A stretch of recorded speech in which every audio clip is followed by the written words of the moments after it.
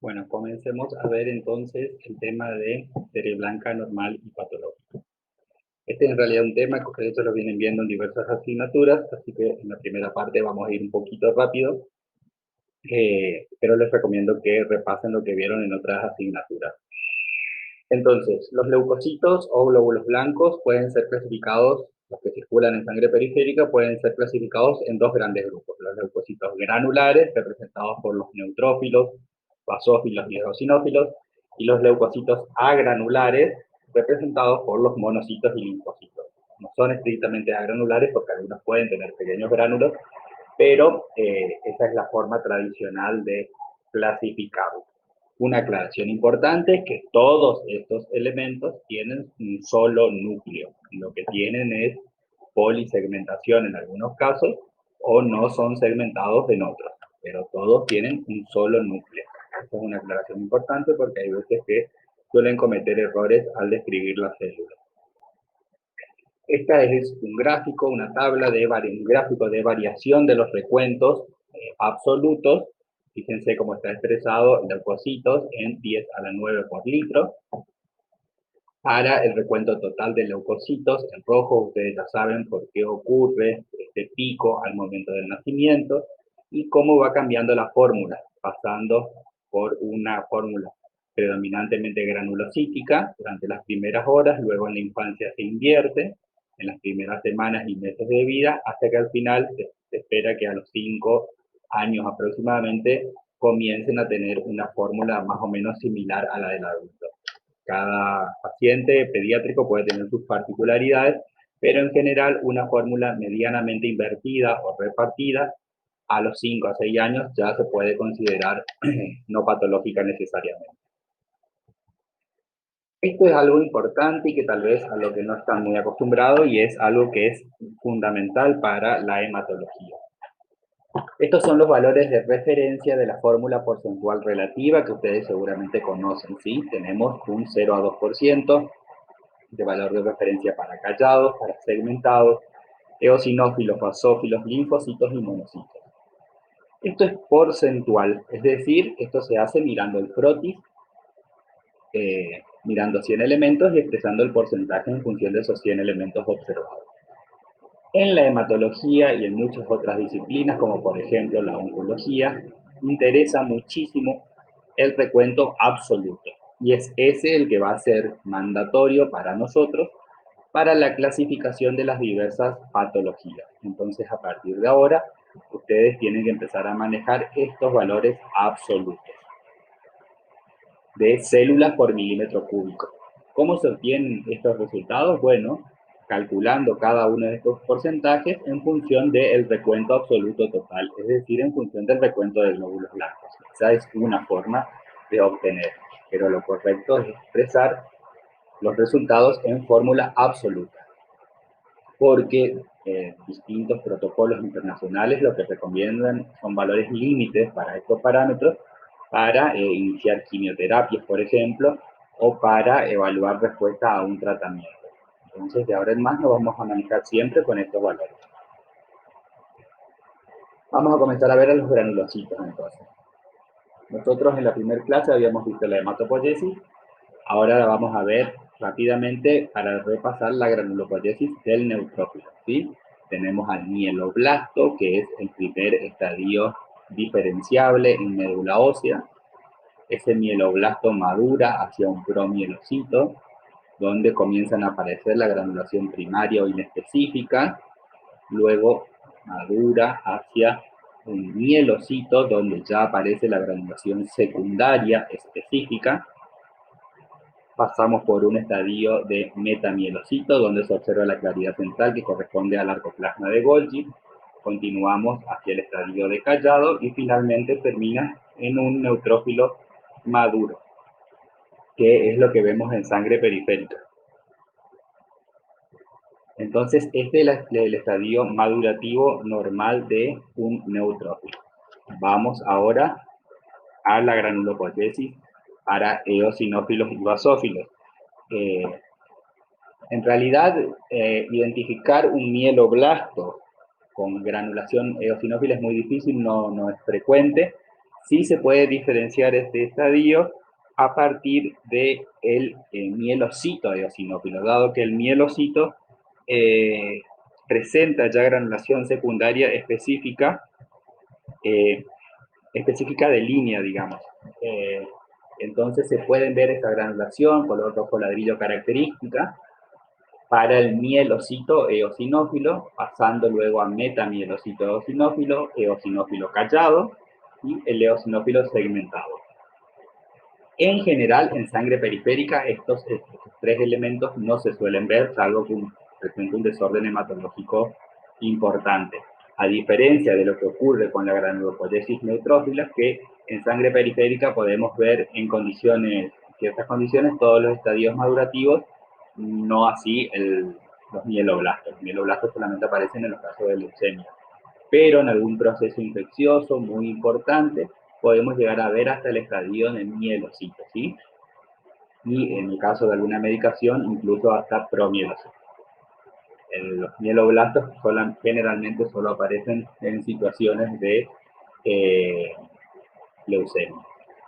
Entonces, como estábamos diciendo, los progenitores, digamos, o los estadios madurativos del eosinófilo, estos generalmente en médula ósea y el eosinófilo en sangre periférica. De manera similar para el basófilo. El basófilo en general es difícil de identificar en estadios madurativos previos y lo que se ve es en sangre periférica, digamos, el basófilo maduro. Y en este último ejemplar sería lo que se puede llegar a ver en tejido, que es el estadio madurativo final del basófilo cuando se convierte en mastocito. Entonces, comencemos viendo las particularidades del neutrófilo, ¿sí? O de la serie granulocítica neutrófila. Este es un neutrófilo en sangre periférica, ustedes ya lo habrán visto en fisiología y en inmuno. Estas generalidades ustedes las conocen de ahí. El granulocito neutrófilo, bueno, el valor de referencia en sangre periférica es de 2.500 a 6.500 células por milímetro cúbico. Estos valores de referencia pueden tener ciertas variaciones respecto a la diferente bibliografía. A nosotros lo que nos va a interesar más, en realidad, es conocer que existe un rango que está entre 2.500 y 6.000, 2.500 y 5.000. Va a ser un valor crítico los valores inferiores a 2.500 y valores superiores a 7.000 o 6.500 neutrófilos. El tamaño, esto hay que tomarlo siempre en contexto, el tamaño es de 2 a 20 micras y presentan gránulos primarios, azurófilos inespecíficos, ¿sí? Granulación primaria, azurófila inespecífica, que está compuesta por lisosomas. A nosotros nos interesa mucho el contenido de mieloperoxidasa porque algunas de las tecnologías que ustedes vieron para clasificar de manera automática a los leucocitos utilizan mieloperoxidasa. Y nosotros después vamos a usar esta enzima para realizar una citoquímica que nos va a permitir identificar al linaje granulocítico neutrófico. Contiene otras enzimas como la fosfatasa ácida, que también nos va a resultar interesante para otras patologías. Los gránulos secundarios o específicos constituyen, fíjense, el 80-90% de los gránulos que tienen los neutrófilos. También contienen fosfatasa ácida y numerosas otras enzimas. Más adelante, proteínas, perdón, más adelante nos va a interesar mucho esta proteína, la proteína de unión a la vitamina B12, cuando veamos alguna otra patología. Las vesículas secretorias nos interesan porque contienen una enzima que se denomina fosfatasa alcalina leucocitaria. Es muy importante esta enzima porque también vamos a poder realizar una citoquímica específica, una coloración citoquímica específica para evaluar el contenido en fosfatasa alcalina leucocitaria y con eso poder hacer el diagnóstico de algunas patologías. Las funciones del granulocito neutrófilo ustedes ya las deben saber sobradamente de inmunología. Acá simplemente un resumen de las principales funciones y recordar siempre que todo el proceso de extravasación de los neutrófilos desde sangre circulante hacia tejido, digamos, ocurre mediado por proteínas de membrana que interaccionan con el endotelio vascular. Otra función que hoy en la actualidad está tomando mucha relevancia es el de las trampas extracelulares de neutrófilos o NETs, ¿sí? Cada día se le encuentran más funciones. Y a lo que a nosotros nos va a interesar es la morfología de los neutrófilos. Es decir, como esta clase se llama anomalías de serie blanca, nos interesa saber cuáles son las posibles variaciones a esa forma normal del neutrófilo que vimos. Entonces, para esto les vamos a dejar estas diapositivas donde, fíjense, tienen toda la progenie del neutrófilo, comenzando por el mieloblasto, y tienen identificadas las células.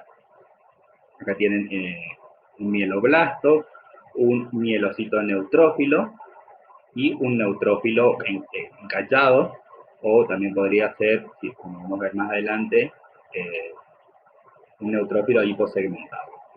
Entonces tienen estas diapositivas que son un curso que realizamos, donde pueden tener las características principales de cada uno de los elementos, similar a lo que habían visto en la primera clase de hematopoiesis.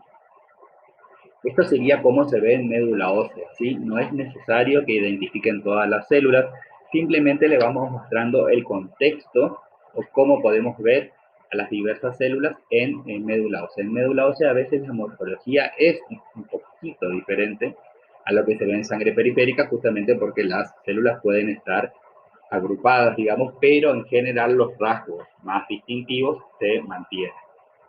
Acá es interesante porque tienen identificadas las diferentes células y esto simplemente para que vayan haciendo el ojo de cómo se ve en médula ósea. Entonces, fíjense, un promielocito, lo que habíamos dicho, abundante granulación primaria inespecífica. Este sería un promielocito en sangre periférica, ¿sí? Fíjense cómo puede variar de una coloración a otra, por eso es importante estandarizar la coloración, pero los rasgos siguen siendo los mismos. Abundante granulación primaria inespecífica, una relación núcleo-citoplasma relativamente elevada, un núcleo grande que puede presentar nucleolos visibles. Este también es un caso de promielocito, fíjense, tiene un poco menos de granulación primaria, pero tiene las características de elevada relación núcleo-citoplasma, núcleo grande con nucleolos visibles. Este ya es un mielocito, ¿sí? Un mielocito en médula ósea. Presenta en este caso poca granulación secundaria específica. Este sería un mielocito más característico, ¿sí? Fíjense cómo la granulación es diferente, o sea, es secundaria, un poquito más violeta, específica, y acá tenemos dos neutrófilos y un linfocito, y esto es una plaqueta. Un metamielocito en médula ósea, fíjense con la hendidura característica y la zona más clara que se corresponde al leucoplasma de Golgi. Así es como lo vemos en sangre periférica, ¿sí? Un metamielocito, un neutrófilo, y este podría ser clasificado como callado. Y estos son elementos de encallado. Este es un callado, este es un neutrófilo, y este podría llegar a ser debatible. Para mí es un callado porque ya es un neutrófilo, perdón, porque ya presenta estos segmentos de parcelización o heterocromatina, ¿sí? Bien marcados, y aparte este segmento es mucho más fino que las otras, el segmento más grueso. Entonces, ¿cuáles son los criterios para clasificar un neutrófilo como encallado? Eso en general es lo que dudoso, digamos, o difícil. Nuestro consejo es que siempre que se presenten dudas entre dos estadios madurativos, es decir, yo tengo dudas de que este sea un callado o un neutrófilo. Siempre que se presenten esas discrepancias, ¿por qué se presenta esa discrepancia? Porque yo veo o reconozco algunas características que son propias del neutrófilo, pero también tiene características propias del callado. Entonces estoy entre dos estadios madurativos. Siempre que existe esta duda, conviene clasificar hacia el estadio más maduro. Es decir, en este caso, si yo tengo dudas entre callado y neutrófilo, lo clasifico hacia neutrófilo. ¿Por qué? Porque yo estoy identificando este elemento que es, por ejemplo, la heterocromatina o cromatina en masacote, que es propia del neutrófilo. Sin embargo, esta célula, por el espesor y no por la forma, por el espesor del núcleo, podría parecer un callado. Entonces se me genera esa duda. Pero como yo ya estoy viendo que tiene algunas características propias del neutrófilo, o también el citoplasma, que presenta menor cantidad de gránulos, me genera esa duda, lo clasifico como neutrófilo. Entonces, los criterios para clasificar un neutrófilo como un callado son cuando no se observa la ovulación evidente, cuando el núcleo tiene un diámetro uniforme sin estrangulación evidente, o bien si el núcleo presenta una parte más delgada, esta no debe ser menor a 1/3 de la parte de mayor grosor. Que esto era lo que le decía. Este segmento más delgado para mí es menor a 1/3 de este espesor, ¿sí? Entonces, esos son los criterios que hacen que uno clasifique una célula como encallado. Nunca la forma. Que el núcleo tenga forma en C no es criterio para decir que un neutrófilo es callado. ¿Por qué? Porque fíjense, acá tenemos una gran diversidad de núcleos, ¿sí? Esta célula sería de la progenie eosinófila por los gránulos, fíjense cómo son diferentes, y podría ser clasificado como un mielocito o metamielocito eosinófilo. Si se me presenta esa duda, lo clasifico como metamielocito eosinófilo. Bueno, volvemos a la serie de los granulocitos neutrófilos. Acá vemos un montón de células que no sabemos qué son. Bueno, comencemos viendo, es un neutrófilo. ¿Por qué? Porque presenta este segmento de hipercondensación e hipersegmentación, y aparte presenta estas regiones más finas que son menores a 1/3 de la porción más gruesa, que podría ser esta o esta. Este elemento, fíjense la forma rara que tiene, es un callado, porque no veo triangulación evidente, no veo secciones de heterocromatina o cromatina en mosacote. Este elemento, que presenta esta forma, puede ser clasificado también en función de el aspecto de la cromatina, y fíjense que no presenta estrangulaciones, entonces puede ser clasificado como callado. Pero por esos criterios, no por la forma del núcleo, ¿sí? Por favor, eso es algo que le quede claro. Acá, fíjense, este núcleo no se ve nada, no se ve forma, no se ve segmentación, no tiene forma de C para nada, y sin embargo es un callado. Este elemento también, el núcleo lo estamos viendo de espalda, digamos, es un callado. Y este elemento, bueno, este podría ser debatible porque este segmento ya está muy claro, esto parece un lóbulo evidente, así que este elemento me genera duda entre callado y neutrófilo, lo clasifico como neutrófilo. Entonces vemos que las formas de los núcleos de los callados puede ser muy variable, y esto es lo que se ve acá. El callado puede tener todas estas formas, digamos, porque siempre tenemos que recordar que al núcleo lo podemos estar viendo de frente o de perfil, ¿sí? Entonces, porque las células son elementos tridimensionales, entonces tenemos que tener ese sentido de perspectiva, digamos, que hay veces que nos puede perder o confundir un poco. Fíjense que la forma en C es una de las múltiples formas que puede presentar un callado. El callado se puede presentar en estas diversas formas. Entonces, por favor, que quede claro eso, no utilizar el criterio de forma de C para decir que un callado es callado. Lo que se mira es la cromatina, que no presente segmentos de heterocromatina o cromatina en masacote, y que no presente una lobulación evidente. Entonces, este es un neutrófilo característico en sangre periférica, es segmentado, 1, 2, 3, 4, hasta 4 segmentos, ¿sí? Tiene un solo núcleo, son diferentes segmentos. Estos son neutrófilos, ¿sí? Fíjense los citoplasmas, como son granulación fina, el citoplasma es más bien acidófilo. ¿Y cuáles son las alteraciones que pueden presentar estas células? Aclaro que estas alteraciones pueden ser tanto en neutrófilos, en eosinófilos, en basófilos, en linfocitos o en monocitos. En cualquiera de las células se pueden presentar. Simplemente que son más frecuentes de verlas en los neutrófilos. ¿Por qué? Simplemente porque son los elementos más frecuentes en sangre periférica.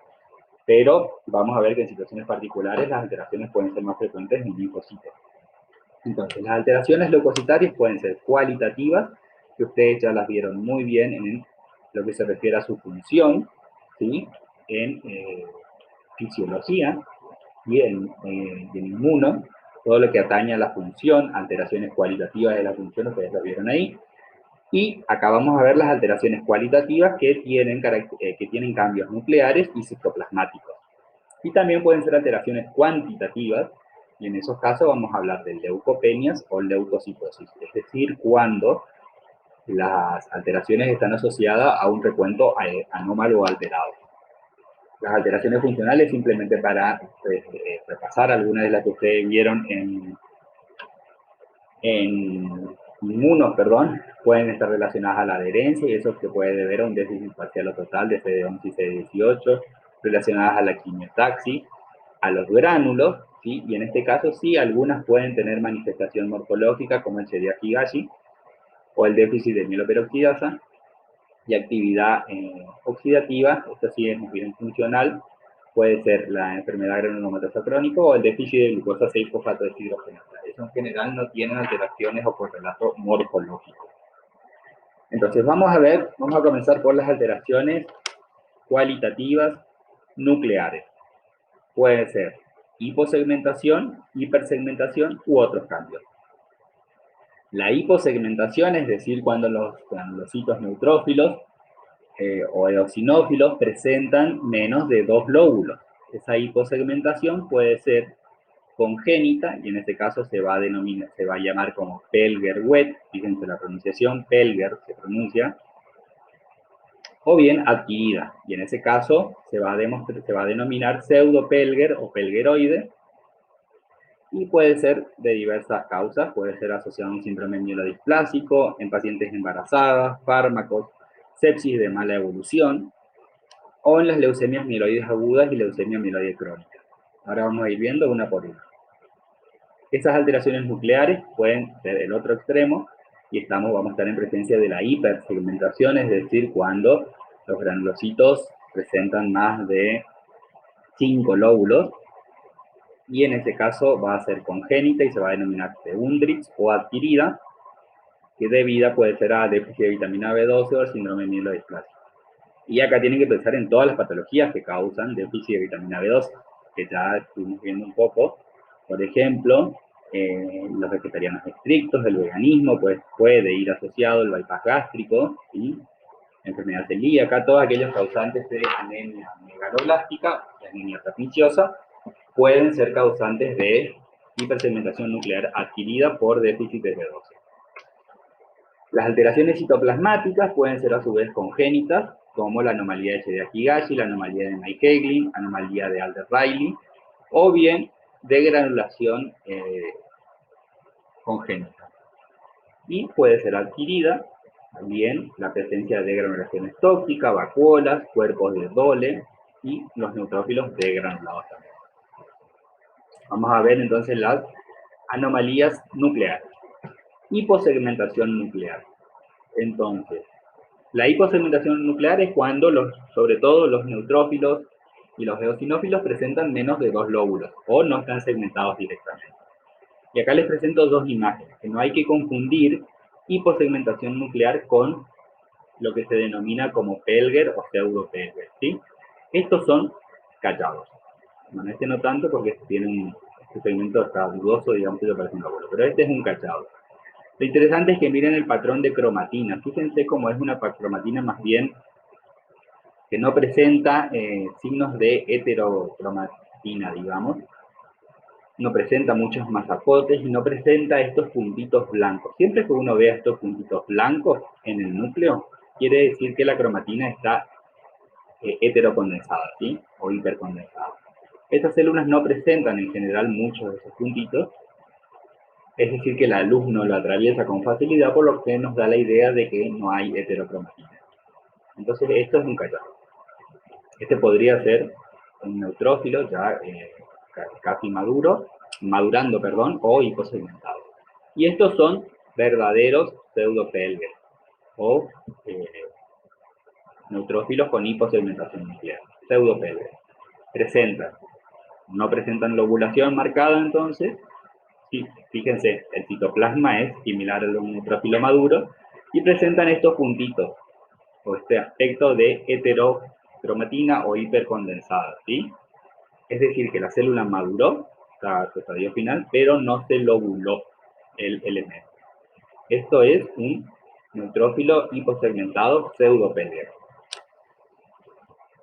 Bueno, el Pelger-Wett es una anomalía autosómica dominante. El sujeto puede ser homo-heterocigota y puede afectar también a eosinófilos y basófilos. En los homocigotas se ve este tipo de neutrófilos, ¿sí?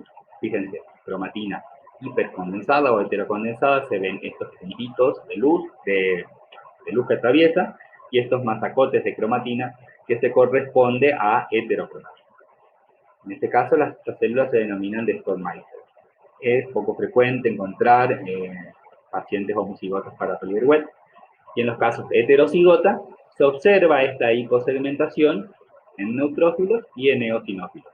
Esto uno dice un eosinófilo característico, no tanto, porque la cromatina del núcleo presenta estos segmentos de heterocromatina o hipercondensación. Hago esta aclaración. Solamente vamos a decir que el paciente tiene Pelger-Wet cuando se demuestra por análisis genético, ¿sí? ¿Qué es lo que se demuestra? Que presenta una anomalía, sobre todo en algunas lamininas y proteínas de membrana del núcleo, que lo que hacen es, al estar mutadas, pueden alterar el plegamiento de la cromatina. Entonces, solamente vamos a decir que el paciente tiene el Pelger-Wet cuando se hace el estudio genético o el estudio familiar. En todos los otros casos se va a denominar pseudo-Pelger. Esta es una célula de aspecto pelgueroide. Fíjense, es un neutrófilo, núcleo del anteojo se suele decir, y que presenta este patrón de cromatina. Yo no soy muy amigo de clasificar las células por la forma, sí clasifico por los criterios, digamos. Porque independientemente de la forma que tenga el núcleo, vemos que tiene segmentos de heterocromatina, ¿sí? Porque presenta estos espacios en blanco, que lo que indica es que la cromatina está hipercondensada, y estos masacotes de cromatina. Esto al microscopio se ve muy bien. Entonces, eso era lo que se denomina como Pelger o pseudopelger. Ahora, vamos a hablar de hipersegmentación cuando se observan más de 5 lóbulos. Puede haber un ligero aumento del tamaño celular porque en general la hipersegmentación puede estar asociada a déficit de factores madurativos. Cuando es congénita se denomina de Undrich, es muy poco frecuente esta patología. Puede afectar a los eosinófilos también, y adquirida es mucho más frecuente y se puede observar en síndrome mielodisplásico, anemias megaloblásticas y en los pacientes con alcoholismo crónico. No por el alcohol en sí, sino por una alteración metabólica y nutricional. Entonces esto es hipersegmentación. Fíjate, esto es un neutrófilo.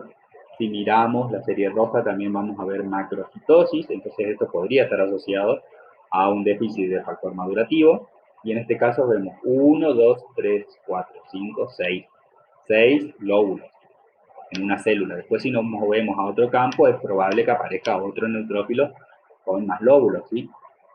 No, tampoco no todos los elementos van a estar polisegmentados o hipersegmentados. Nosotros tenemos que adquirir el criterio de, por ejemplo, si vemos al hacer la fórmula en 100 elementos, nosotros vemos que 10 o 15 células presentan hipersegmentación y bueno, es una característica que vamos a tener que informar. Fíjense, acá se ve, este es un hipersegmentado y este es 1, 2, 3, 4, 5, ahí en el límite. Un eosinófilo, lo más frecuente es encontrar eosinófilos bilobulados. ¿Pueden aparecer en un paciente normal eosinófilos trilobulados? Sí, en muy bajo porcentaje. En este caso, lo más probable es que esta presencia de 3 lóbulos se deba justamente a una alteración asociada a un déficit de vitamina B12, por ejemplo. Acá vemos también otro, un hipersegmentado, fíjense, 1, 2, 3, 4, 5, 6, 7, 8, 9 lóbulos, y este sería un neutrófilo normal. ¿Pueden coexistir? Sí, claro. Y de vuelta, les recuerdo que estas características del núcleo ni el contador hematológico de última generación les va a lograr identificar. Esto solamente se puede identificar mirando al prótesis. Entonces vimos las alteraciones nucleares, que son básicamente dos, la hiposegmentación y la hipersegmentación. Ahora vamos a ver las alteraciones citoplasmáticas, congénitas. En este caso, el Chidiac-Higashi. Chidiac-Higashi es relativamente, se puede encontrar en pediatría, sobre todo porque el diagnóstico se hace en edad pediátrica. Estas fotos son de un paciente pediátrico nuestro. donde se ven estas células que presentan estos gránulos anómalos. Uno cuando ve esto dice, esto es algo distinto a lo que estamos acostumbrados a ver, esto es un neutrófilo, y presentan estos gránulos anómalos. Ahora vamos a ver por qué. Esto es una foto del libro, ¿sí? Acá se ven estos gránulos anómalos también. Entonces, y esto sí se ven todas las células. Eso también es importante de aclarar. Cuando una anomalía es congénita, afecta a todas las células. Este también es nuestro paciente. Esto más bien no sería tanto un neutrófilo, sino más bien podría ser un monocito o un linfocito, por el color del citoplasma. Otro hallazgo que se puede encontrar en estos pacientes, aparte de las anomalías citoplasmáticas de los leucocitos, es que pueden presentar macroplaquetas. Y ahora vamos a ver por qué. Entonces, si uno ve esto y encima ve una macroplaqueta y es un paciente pediátrico, le tiene que llamar la atención. También presentan esto que se conoce como albinismo parcial, y presentan un color de cabello como si fuera canoso, y eso se debe a que también hay en el cabello hay una distribución anómala de los gránulos de melanina. Entonces, siempre que si trabajan en pediatría o hacen pediatría, siempre que puedan ver al paciente y asociar este hallazgo con este hallazgo, es muy sugestivo de esta patología, ¿sí? ¿Por qué ocurre esto? Esta forma anómala de gránulos, porque presentan una mutación en el gen LIF, que es un gen que codifica para una proteína de transporte o de arrastre de vesículas citoplasmática, es decir, una proteína citoplasmática que interacciona con el citoesqueleto y lo que hace es, se encarga de la estructuración de los gránulos. Entonces, al estar alterada esta proteína, no puede, digamos, regular o mover las células en el citoesqueleto, y por eso los gránulos, en los lisosomas sobre todo, se mantienen agrupados y no presentan su distribución característica. Por eso, en todas las células en las que la disposición granular, digamos, pueda tener alguna implicancia, esas células se van a ver modificadas. Algo que no les dije, pero voy a mencionarlo ahora, es que el paciente con Pelger en general no tiene manifestaciones relacionadas a la función del neutrófilo. Esos neutrófilos son completamente normales porque los gránulos en sí no están afectados. Y el núcleo del neutrófilo, salvo la formación de NETs, no tiene otra función importante, ¿sí? En general, entonces, se acepta que los pacientes con Pelger no tienen mayores complicaciones funcionales. A diferencia de lo que ocurre con los pacientes con Chiari-Higashi, donde el tránsito de vesículas en el citoplasma está alterado, estos pacientes sí presentan graves alteraciones en la inmunidad innata, sobre todo, ¿sí? Presentan infecciones a repetición, sobre todo, porque tienen alterada su inmunidad innata. Otra patología morfológica que nosotros la podemos ver es anomalía de May-Hagelin, ¿sí? Se ven estos neutrófilos donde el núcleo y los gránulos son normales. Sin embargo, presentan estos restos de color azulado o violáceo, y también se puede hallar, se pueden encontrar macroplaquetas o plaquetas gigantes. En el caso del May-Hagelin, esta anomalía está asociada a una mutación en una proteína miocino no muscular, y lo que hace es que al estar mutada esa proteína, se generan, se desnaturalizan en el citoplasma y se forman estas estructuras, que uno al microscopio óptico la ve así, digamos, como una manchita celeste o violácea, pero que por inmunofluorescencia, con anticuerpos específicos contra esa proteína, se ven estas estructuras, ¿sí? Los pacientes con May-Hagelin pueden tener alguna alteración relacionada a la funcionalidad de las plaquetas, sobre todo, y también presentan algunas alteraciones relacionadas al colágeno. Es menos frecuente, tenemos uno o dos pacientes, pero que son del Hospital Pediátrico de Chaco. Acá en Corrientes no tuvimos oportunidad de ver. Se ve así, entonces, fíjense, estas estructuras violáceas, celestes, generalmente pueden ser únicas, pero son bastante grandes, bien marcadas, y macroplaquetas. Estas son plaquetas. con un neutrófilo blanco. La anomalía de Alter-Rayleigh es, en realidad, puede ser considerada dentro de las enfermedades de depósito. Estas células se pueden presentar en algunos tipos de mucopolisacaridosis, esas enfermedades relacionadas al depósito de esfingolípidos y mucopolisacáridos. Se ven estas células en sangre periférica, que después vamos a ver que son muy parecidas a otras que las podemos ver en otros contextos. Tenemos que pensar en esta patología cuando estas células son persistentes en un mismo paciente o bien si el paciente presenta alguna alteración de su inmunidad innata. Es muy poco frecuente y también puede afectar a los linfocitos, fíjense, se ven estas células, estos elementos, perdón, y a los eosinófilos también y a los basófilos. Generalmente puede estar asociado a algunas mucopolisacaridosis, estas son enfermedades congénitas de los hidratos de carbono. También se pueden encontrar estas estructuras, ¿sí? Neutrófilos agranulares o degranulados. Ver estos elementos hay que verlo en el contexto. Primero, asegurarse que la coloración fue bien hecha, porque si está mal hecha la coloración, no se va a colorear ningún gránulo en realidad. Siempre en un crotis tienen que tratar de buscar un elemento normal al menos para decir, bueno, la coloración salió bien. Si yo veo estos elementos, sumado a un paciente, por ejemplo, que se encuentra séptico y veo otros cambios que vamos a ver más adelante, bueno, lo puedo informar. Pero tengo que estar seguro de que voy a informar de neutrófilos degranulados porque los estoy viendo, digamos, y no porque fue un error preanalítico en la coloración. El caso extremo, o opuesto, digamos, a los neutrófilos degranulados, son los neutrófilos con granulaciones tóxicas.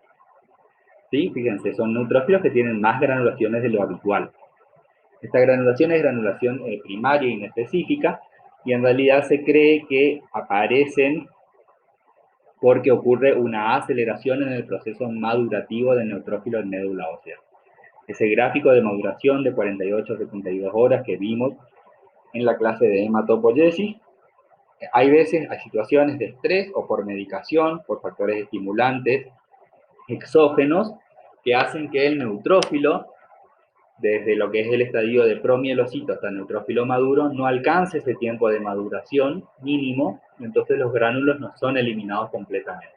Y el neutrófilo madura rápidamente el núcleo, pero de manera asincrónica madura el citoplasma. Entonces sale un elemento con un núcleo maduro, pero con un citoplasma inmaduro. ¿En qué situaciones se da eso? Generalmente está asociado a procesos infecciosos. También puede ser como consecuencia de la fiebre, por la liberación de pirógenos endógenos y también por fármacos estimulantes de médula. Entonces acá arriba vemos un neutrófilo, que podría ser un neutrófilo hiposegmentado con granulaciones tóxicas. Acá abajo vemos un callado, no por la forma, sino por características de la cromatina, que también tiene granulaciones tóxicas. Y acá vemos un neutrófilo hiposegmentado, que no tiene granulaciones tóxicas, pero tiene estos dos elementos más celestitos que se ven acá, que vamos a ver en otras fotos. Todo esto en un contexto de un proceso infeccioso habla de que el proceso infeccioso está bien presente o bien marcado, digamos. ¿Sí? Esto es muy frecuente de ver en pacientes con sepsis, por ejemplo, o pacientes con apendicitis, o un cuadro de infusión urinaria muy importante, muy avanzado. Bueno, se pueden ver estos elementos en sangre periférica. Estas estructuras que veíamos acá, que pueden ser únicas o pueden aparecer de a dos, se denominan cuerpos de Dole. Son muy parecidas a las estructuras de Meigel, ¿sí? Pero son de diferente naturaleza. Se piensa que los cuerpos de Dole son restos de retículo endoplásmico liso, ¿sí? Por eso se ven así. Entonces acá vemos un neutrófilo con cuerpo de Dole. Acá vemos otro neutrófilo con un cuerpo de Dole. Fíjense que es bien celestito. Esto se ve al microscopio. Y siempre hay que mirarlo en contexto. ¿Sí? Acá arriba vemos la foto de esta célula, no lo podemos identificar, pero tiene estos puntitos blancos que después vamos a ver que son vacuolas. Es decir, que esta célula fagocitó algo. Ya le estoy diciendo que puede ser un proceso infeccioso, digamos, que fagocita bacterias. Esto es lo que se ve, vacuolas, ¿sí? Acá una aclaración muy importante. Solo vamos a informar vacuolas cuando estamos seguros de que el frotis se hizo de punta de jeringa. Solamente ahí. ¿Por qué? Porque si hacemos el frotis de tubo de hemograma, los neutrófilos son, junto con los monocitos, son las primeras células que fagocitan las sales del anticoagulante, ¿sí? Y también van a presentar vacuolas. Entonces, si nosotros vemos vacuolas, pero el frotis fue hecho de punta de jeringa, perdón, de tubo de hemograma, no la podemos informar. En cambio, si nosotros vemos vacuolas y el frotis fue hecho de punta de jeringa, sí lo tenemos que informar. De ahí nuevamente la importancia de siempre hacer frotis de punta de jeringa. Entonces nos evitamos cualquier problema. Pueden aparecer estas células, ¿sí? Neutrófilos con múltiples vacuolas. Eso quiere decir que este neutrófilo fagocitó algo, ¿sí? Básicamente eso.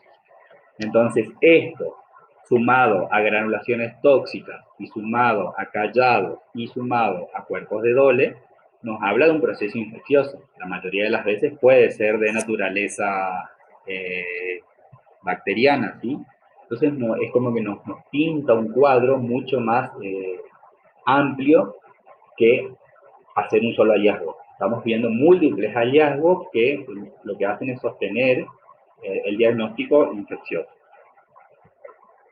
Este es un monocito con vacuolas, ¿sí? Este es un trabajo que realizó una alumna de bioquímica, donde ella lo que hacía era evaluar cómo cambiaban las células en el tubo de hemograma almacenado. Y lo que encontró fue que las primeras células que cambian ya a los 15 minutos de realizada la extracción y colocada la sangre en el tubo de hemograma, ella hacía frotis cada 5 minutos, después cada 10, cada 15, cada 20, cada media hora, cada hora, y ella encontró que a los 15 minutos ya aparecían estas células en el frotis, cuando se hacía el frotis de tubo de hemograma. Y estos son monocitos que rápidamente fagocitan las sales del anticoagulante. Por eso, nuestra recomendación siempre es hacer el frotis de tubo de punta de jeringa. También puede aparecer estas células que uno no sabe qué son, ¿sí? Este es un caso típico de apoptosis, muy importante. Si el frotis fue hecho de punta de jeringa, lo informo. Si el frotis fue hecho de tubo de hemograma, no puedo informar. Más aún si ese tubo de hemograma estuvo 8 horas sobre la mesada, ¿sí? ¿Por qué? Porque ustedes tienen que pensar que el neutrófilo colocado en un tubo de hemograma va a continuar madurando y cuando se termine toda la glucosa que hay en ese tubo, va a entrar en apoptosis. Si ustedes recuerdan, el proceso apoptótico se daba por la formación de vesículas o microvesículas nucleares, que esto es lo que están viendo, ¿sí? Ahora, si yo estoy seguro de que este frotis fue hecho de punta de jeringa y veo estos elementos, tengo que tener cuidado, ¿sí? ¿Por qué? Porque me está indicando un serio desorden de hematopoiesis, ¿sí? Y veo varios, digamos, si veo un solo elemento no pasa nada, pero si veo varios junto con otros cambios, tengo que tener cuidado porque generalmente habla de un serio desorden en la hematopoiesis y también puede estar asociado, por ejemplo, a terapias a quimioterapia, es decir, drogas muy agresivas. En general no se ve mucho y si se ve con otros, junto con otros elementos y el cuadro es bastante llamativo, digamos, ¿sí? No son hallazgos únicos. Entonces, esa aclaración. Para informar este tipo de neutrófilos tenemos que estar seguros de que el frotis fue hecho de punta de jeringa. Vamos a ver algunos cambios del eosinófilo. Los eosinófilos sí, tienen la característica de tener gránulos con un núcleo cristaloide, esta proteína principal básica, que es lo que hace que se tiñan con esa coloración rojo ladrillo característica. También contienen peroxidasa eosinofílica y contienen histaminasa. Y esto ustedes lo pueden repasar. Bueno, y esto es como se ve en médula ósea. Fíjense que es un neutrófilo con la fundamental realizar una buena coloración. Entonces, en médula ósea se identifican fácilmente por la coloración de los gránulos. Acá fíjense cómo hay una sutil variación en la coloración y esto sería un neosinófilo, perdón, en sangre periférica. Estos son eosinófilos, la importancia de la coloración, pero si uno mira con detalle, la coloración es de los gránulos, es de ese color rojo ladrillo o naranja. Aclaro de los gránulos, porque vamos a ver después que en realidad el citoplasma del eosinófilo es de color celeste.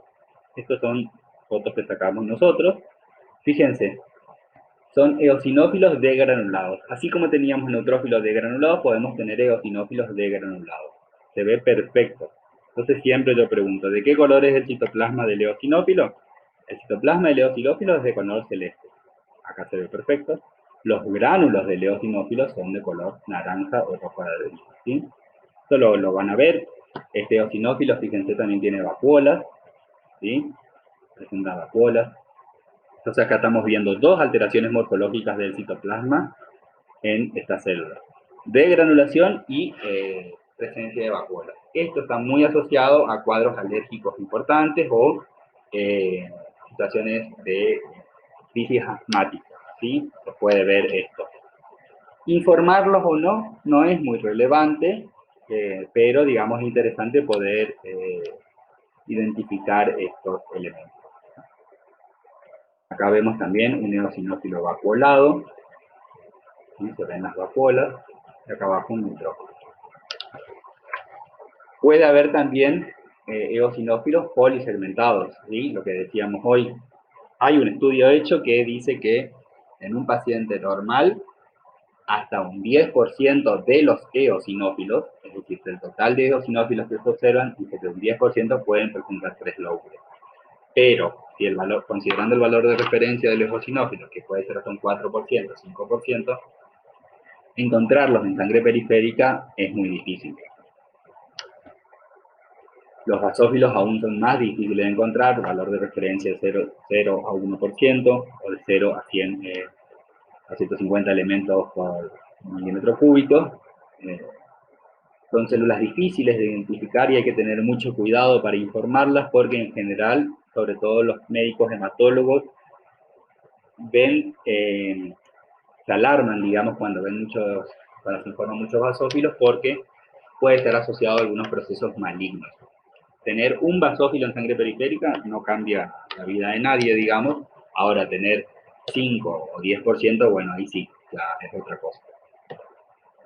En general son células difíciles de identificar, siempre digo, cuando hacemos los prácticos, siempre decimos que si encuentran un basófilo avisen y cuando los colegas mandan fotografías para identificar células, generalmente son basófilos. ¿Por qué? Uno, porque no estamos acostumbrados a ver el núcleo. Este basófilo está un poquito degranulado porque estos gránulos en masacote característicos tienen la característica de cubrir al núcleo. Entonces uno nunca ve el núcleo. El núcleo del basófilo es polisegmentado, ¿sí? Acá se ven algunos segmentos. 1, 2, 3. En realidad, es muy dependiente de la coloración, ¿sí? Y de la fijación. Este es un basófilo bien coloreado, bien teñido. Fíjense que no se ve el núcleo. Y al lado vemos un neutrófilo. Cuando ustedes encuentran estos elementos, siempre tienen que tratar de buscar un neutrófilo para comparar. En este caso, por el único motivo que podemos decir que es un basófilo es por estos gránulos en masacote. Y uno dice, ¿y por qué tiene pocos gránulos? Y puede ser por dos motivos. Uno, porque se degranuló, o dos, porque se realizó mal la fijación. Y estos gránulos, al ser hidrosolubles, ¿sí? Cuando hacemos la etapa de lavado después del Grunwald, se lavan esos gránulos y se van. Entonces no los podemos colorear después con el tiempo. Entonces, acá vemos nuevamente la importancia de realizar una buena coloración. Vamos a ver a los monocitos. Los monocitos son glóbulos blancos de tamaño bastante variable. En general son más grandes que todos los que estuvimos viendo. Presentan granulación citoplasmática ausente o muy escasa. En realidad es fina granulación citoplasmática, ¿sí? Esa es una aclaración que siempre hacemos porque en los prácticos, y ahora a medida que vayamos viendo, generalmente uno de los mayores problemas que tienen es diferenciar monocitos de linfocitos. Entonces yo siempre hago la aclaración. Se tienen que imaginar el citoplasma del monocito como si fuera un vidrio esmerilado, ¿sí? Así, presenta esa fina granulación. En cambio, el citoplasma del linfocito es como si fuera un vidrio común, es decir, transparente. Y el otro criterio es la cromatina. La cromatina del monocito, del núcleo, es globosa o cerebriforme o tiene estructura como esponja de marina, se suele decir. En cambio, la cromatina del linfocito es más bien chata, plana, no tiene mucho desarrollo en 3D. Vamos a ir viendo. Bueno, esto es un repaso. Ustedes saben que el monocito adquiere distintos nombres una vez que migra hacia tejido. El primer estadio diferenciable en médula ósea es el monoblasto, ¿sí? Ustedes me van a decir, y es igual a un mieloblasto. Son parecidos, perdón, pero son diferentes, ¿sí? En general, la basofilia citoplasmática es menor, el núcleo es mucho más loboso, mucho más laxo, puede presentar convoluciones, se dice, así como si fueran hendiduras o pliegues, ¿sí? Entonces acá le pongo para que vean en el contexto cómo se diferencia un monoblasto. Bueno, a ver, en esta imagen, fíjense acá la célula 1 es un mieloblasto. Son distintos, ¿sí? Esta parte tiene algo de granulación, puede tener un poco de granulación, y el elemento 4 es uno que pertenece a la serie eritroide, un proeritroblasto. Entonces no se desesperen por identificar en este momento, pero vemos que son diferentes, ¿sí? Eso es algo que quiero que les vaya quedando. Y acá tienen una célula de mitosis. Bueno, estos son monoblastos, ¿sí? Fíjense, este es un monoblasto, este es un monoblasto, este podría ser un monoblasto, este ya no, porque ya presenta una cortadura muy marcada, este es un monoblasto. Y estos también son monoblastos, ¿sí? Es decir, son bastante pleomórficos. La forma del monoblasto puede variar y en general estos son casos de leucemia, ¿sí? Si es una situación normal de médula ósea, lo van a ver así. En los casos de leucemia en sangre periférica, bueno, la morfología es distinta porque la hematopoiesis está alterada claramente. Esto es un promonocito, ¿sí? Entonces es interesante acá para que vean la célula en su contexto, cómo es diferente. Uno acá fácilmente mirando las células identificadas con 3, al ver tanta basofilia citoplasmática ya tiene que saber que eso es de progenie eritroide, ¿sí? Y si miramos el 3 son proeritroblastos. Entonces, esos son los aspectos. Yo tal vez no sé qué célula es esa, qué célula es esa, qué célula es esa. Pero mirando los citoplasmas yo me doy cuenta que esos son eritroides, ¿sí? Eso es lo que tienen que ir practicando. El ojo, digamos, a esas características. Este es un promonocito. Fíjense, es similar al monoblasto, pero se caracteriza por la escotadura esa que comienza a aparecer, ¿sí? Bien marcada del núcleo. Este de acá arriba también podría ser un promonocito, pero visto de otra región. Estos serían promonocitos. En realidad acá no se ve la escotadura, pero el núcleo está plegado, ¿sí? Se ven. Ahí viene eso. Este es un monoblasto. Esto es un promonocito, promonocito. Promonocito tienen una especie de núcleo cerebriforme. Si ustedes miran esto de arriba, parece un cerebro. Esto se puede dar en los casos de leucemia, ¿sí? No es frecuente encontrarlo. Por suerte. Esto es un monocito, y lo que les decía, fíjense, el citoplasma tiene una fina granulación, muy finita, un vidrio esmerilado. Esto rápidamente lo identifican como progenie de eosinófilo o un neosinófilo directamente. Y estos, el 6 por ejemplo, simplemente para comparar, esto es de progenie eritroide, porque el núcleo está bien condensado y el citoplasma ya tiene algo de características policromatógenas. Esto es un monocito en sangre periférica. Fíjense, tienen vacuolas. Entonces, lo primero que tenemos que hacer, en este caso, esta célula tiene vacuolas. Lo primero que tenemos que preguntarnos es, ¿este frotis se hizo de punta de jeringa o de tubo hemograma? Si se hizo de punta de jeringa, informamos, y si lo vemos en varias células, y si no, no. El monocito es una célula bien pleomórfica. Miren de cerca el citoplasma, entonces es bien granular, microgranular. Este también es un monocito. Fíjense de vuelta, como la forma del núcleo, de nada me sirve. Este núcleo es completamente anómalo y sin embargo esto es un monocito. Acá tienen otros núcleos. Esto es lo que siempre se ve en el libro, ¿sí? Se dice forma de riñón. Esto no tiene forma de nada, ¿sí? Sigue siendo un monocito. Ahí que miramos los citoplasmas. Son bien similares. Vamos con los linfocitos. Los linfocitos son células relativamente pequeñas en comparación a los otros leucocitos. Presentan un citoplasma celeste claro, imagínense un vidrio transparente celeste claro.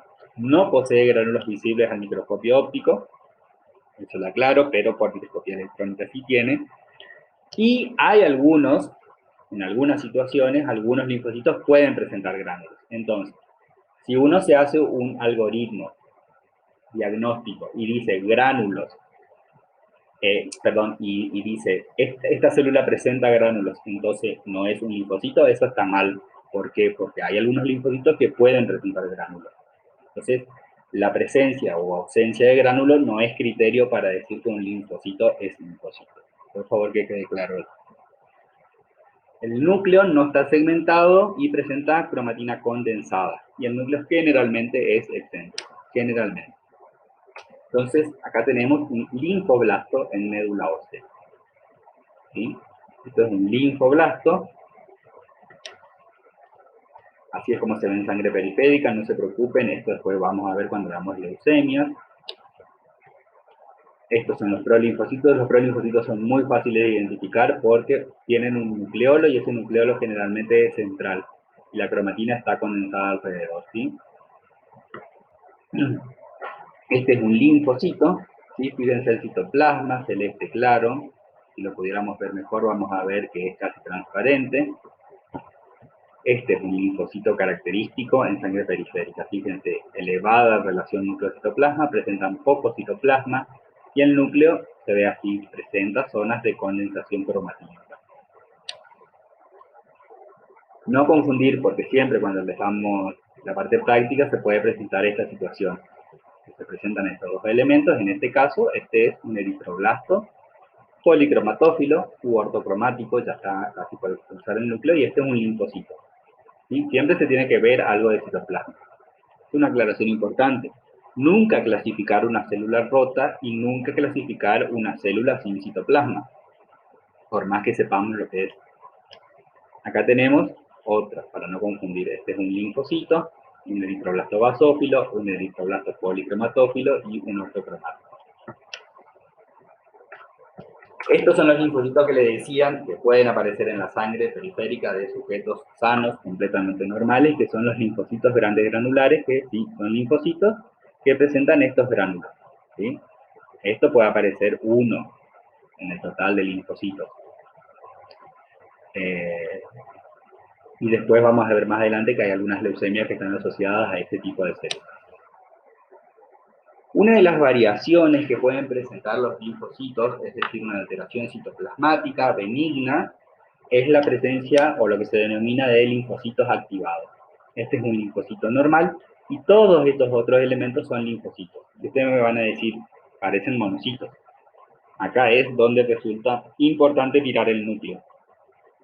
El núcleo es bien transparente, no presenta granulación evidente, y otra de las características importantes es que estos linfocitos activados, como están sensando, fueron expuestos a un antígeno y están sensando lo que ocurre a su alrededor, fíjense cómo en las zonas de contacto con los glóbulos rojos presentan estas zonas de vasofilia citoplasmática.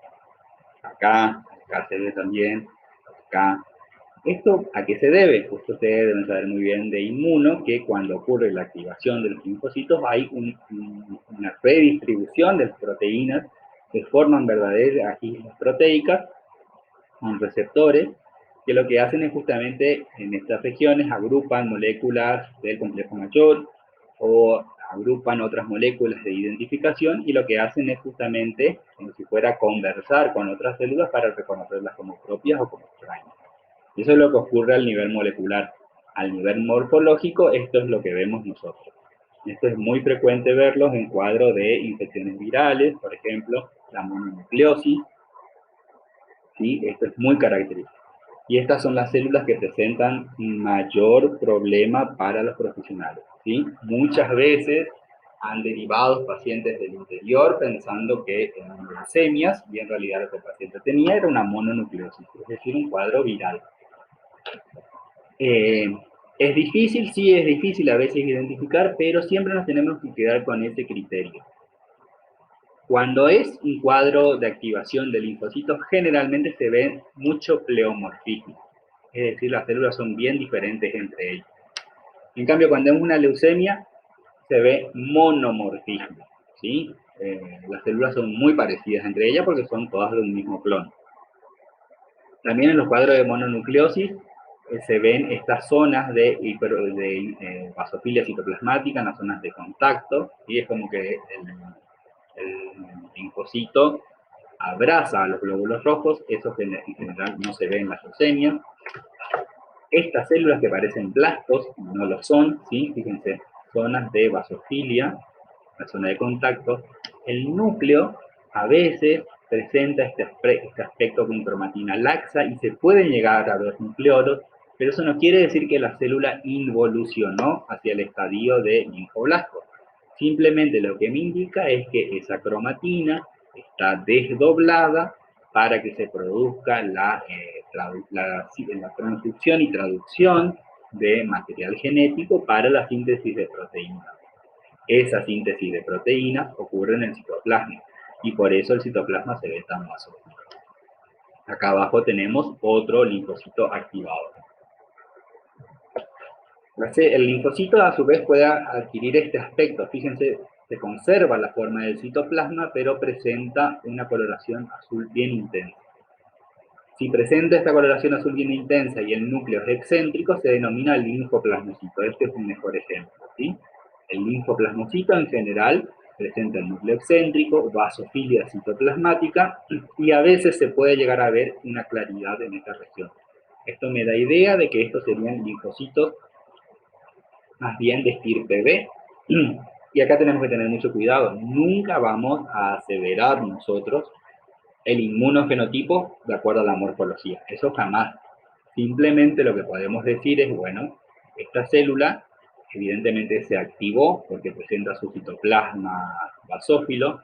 El núcleo, al ser excéntrico y al observarse un desarrollo del acoplasma de Golgi, bueno, ustedes sabrán que la célula plasmática en realidad son linfocitos B que fueron estimulados y se van a encargar de la síntesis de anticuerpos. Entonces, esta célula tiene muchas características que son similares a la de la célula plasmática madura.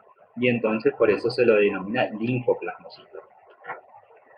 Nosotros, en el informe, directamente ponemos linfocito activado, ¿sí? No discriminamos entre linfoplasmocito, linfocito reactivo, ¿sí? Simplemente informamos como linfocito activado.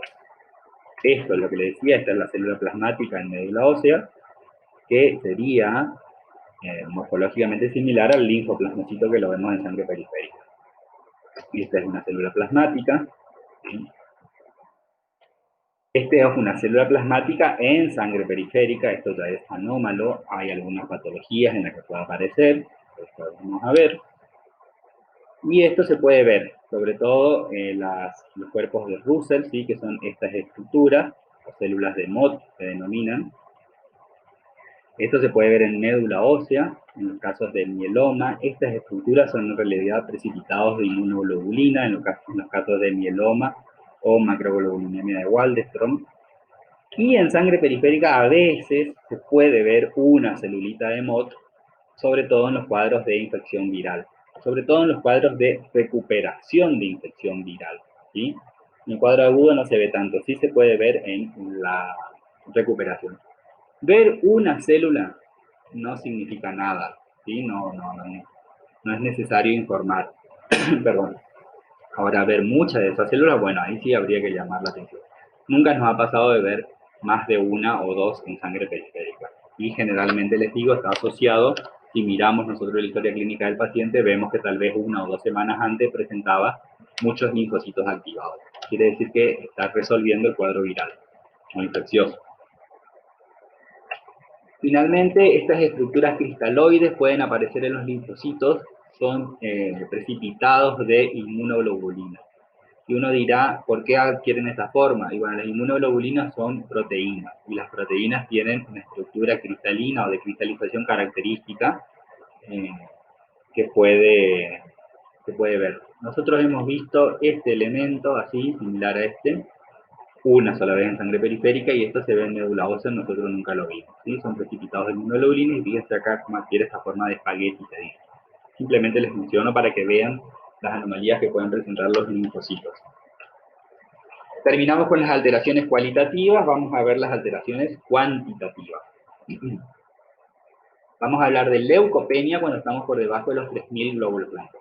Nuestro valor de referencia, acuérdense, es de 5.000 a 10.000. Es decir, que ese rango que nos queda entre 3.000 y 5.000, y es una zona gris, porque no podemos decir que el paciente es leucopénico, porque tal vez constitutivamente el paciente tenga 4.000 glóbulos blancos como valor de referencia. Entonces, para esos casos es necesario hacer una evaluación hematológica, y lo que se sugiere es que ante un hallazgo de leucopenia o de ese valor límite de 4.000 glóbulos blancos, se sugiere al médico que le repita los análisis al paciente al mes, ¿sí? Para ver qué es lo que ocurre. También hay que descartar causas medicamentosas y demás. Pero en general, las leucopenias, así bien dichas, son por glóbulos blancos por debajo de 3.000, puede ser congénita y se denomina leucopenia congénita de Costman, es muy poco frecuente. Lo más frecuente en nuestro ámbito es por fármacos o por alteraciones en la hematopoiesis. Ahora voy a corregir, perdón, acá tiene que decir hematopoiesis. Entonces, por fármacos y por alteraciones en la hematopoiesis. Sepsis de mala evolución. Siempre digo que cuando uno da el ejemplo de sepsis, lo tiene que dar bien dado. ¿Por qué? Porque si yo les pido un ejemplo de leucocitosis, es decir, glóbulos blancos altos, ustedes pueden decir sepsis. Y yo les voy a preguntar, ¿cuándo? Sepsis al inicio, ¿sí? Porque si la sepsis es de mala evolución y la médula ósea no logra resolver la infección, el paciente va a terminar con leucopenia. ¿Sí? Entonces, al inicio de la sepsis se puede dar sí, una leucocitosis, pero si esa sepsis no se recupera, va a ser una sepsis de mala evolución y entonces el paciente va a tener leucopenia.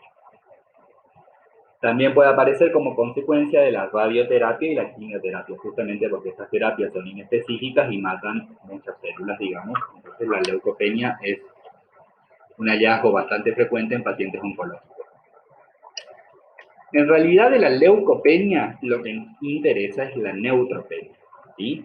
Así como hay algunos parámetros fundamentales en el laboratorio de emergencia o de urgencia que ustedes habrán visto, bueno, la neutropenia es un parámetro de alarma para el laboratorio hematológico. Y fíjense lo importante que es realizar bien una fórmula y bien un recuento absoluto. Vamos a hablar de neutropenia cuando el paciente tiene menos de 1.500 neutrófilos por microlitro.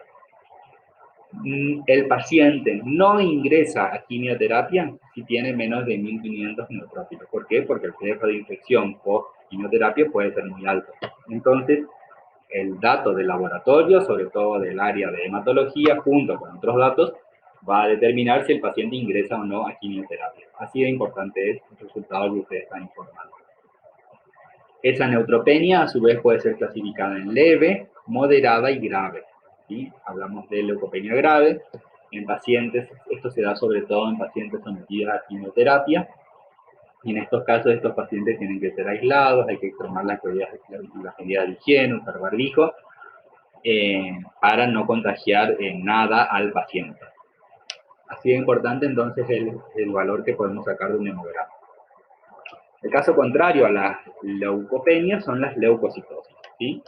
Uno se va haciendo el ojo, y esto es lo que se ve en un frotis en 40 por, está puesto adrede, pero recuerden que los frotis se miran en 100 por. Este es un paciente que presenta más de 50.000 glóbulos blancos con neutrofilia, ¿sí? Acá se ve predominio de neutrófilos, y así es como se ve, digamos, en un frotis. Esto también es importante que cuando tengan la posibilidad vayan comparando lo que informa el contador con lo que se ve en el frotis.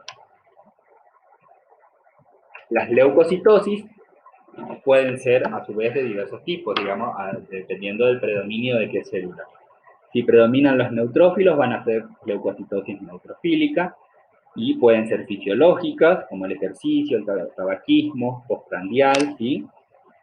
Sobre todo, lo más frecuente es el embarazo. Y acá de vuelta, cuando dan el ejemplo, uno dice leucocitosis con predominio de neutrófilos y ponen como ejemplo embarazo. Yo les pregunto en qué trimestre, porque en el primer y en el segundo trimestre es poco frecuente que haya leucocitosis. De hecho, si hay leucocitosis hay que pensar en proceso infeccioso. En cambio, si me dicen embarazo en el tercer trimestre, en ese caso sí es una leucocitosis neutrofílica fisiológica. ¿Por qué?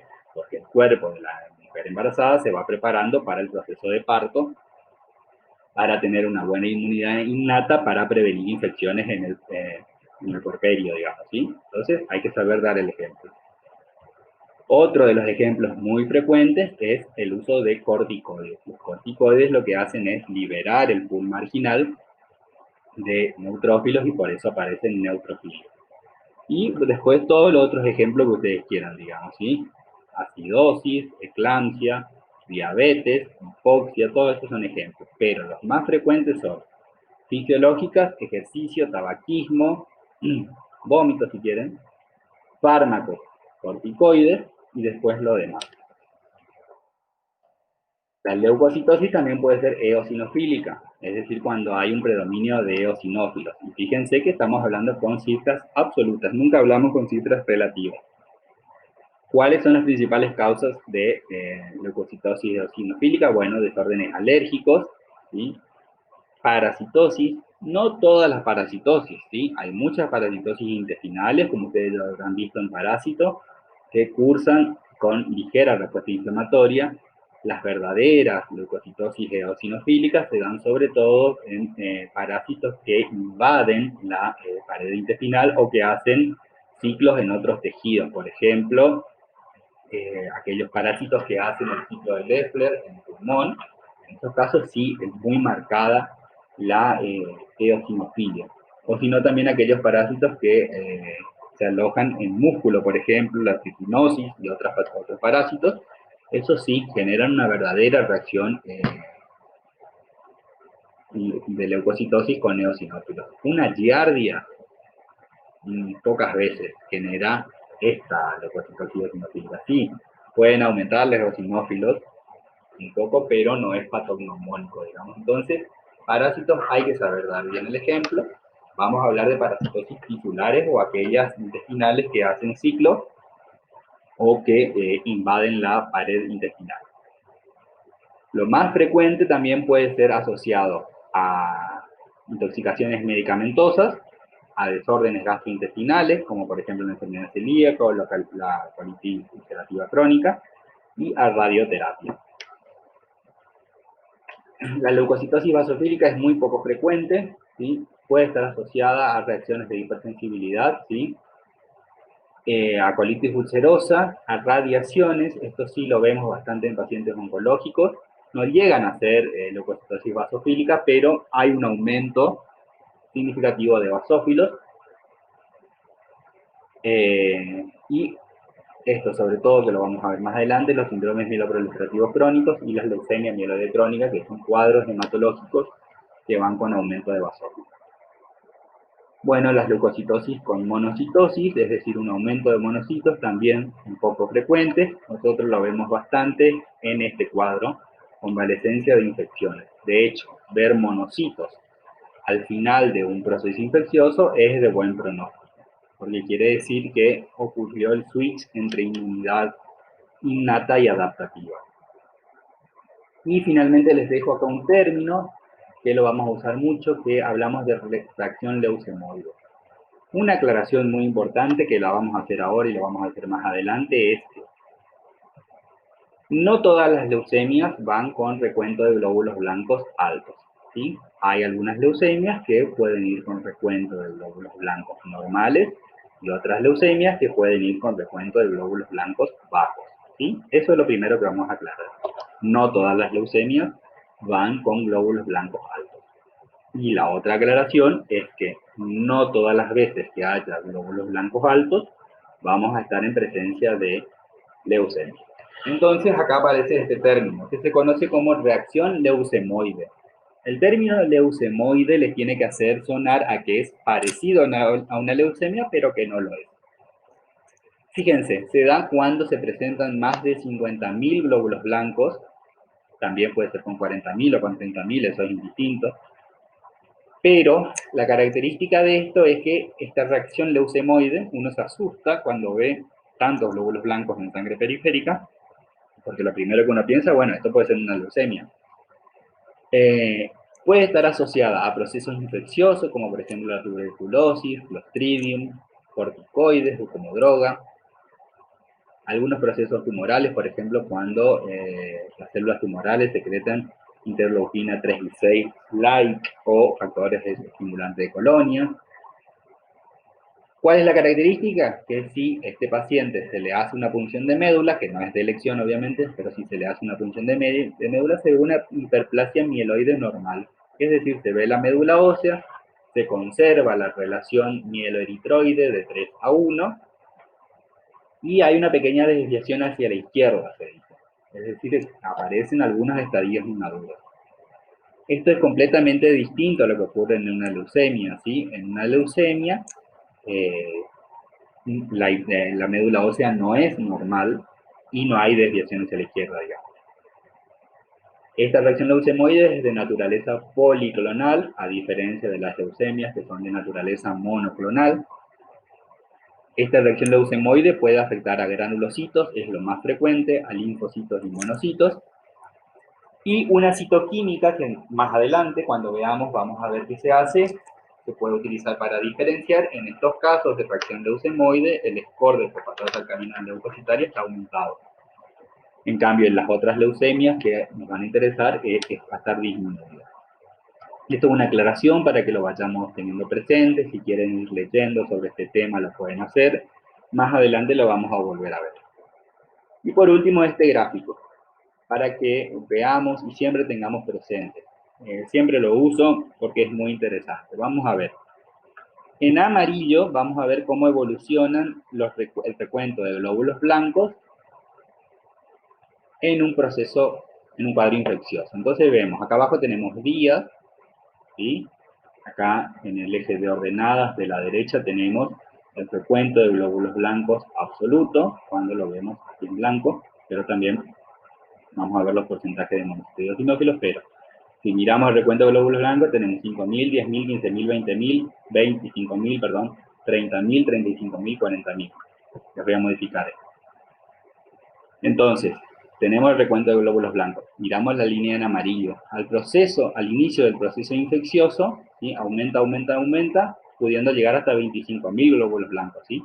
Y después, a medida que se va resolviendo la infección, o se instaura la terapia de antibióticos, o se da antifebriles, digamos, esos glóbulos blancos al día 6 o 7 van a ir disminuyendo hasta que al día 10 más o menos del proceso ya tiene que normalizarse el valor entre 5.000 y 10.000, ¿sí?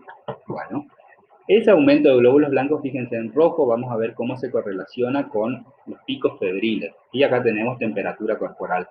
Empieza con 38 de fiebre, puede llegar hasta 40 y después va haciendo estos ciclos de liberación, que son los picos febriles que se puede hacer durante un proceso infeccioso, y eso tiene que ver sobre todo con la liberación de pirógenos endógenos, ¿sí?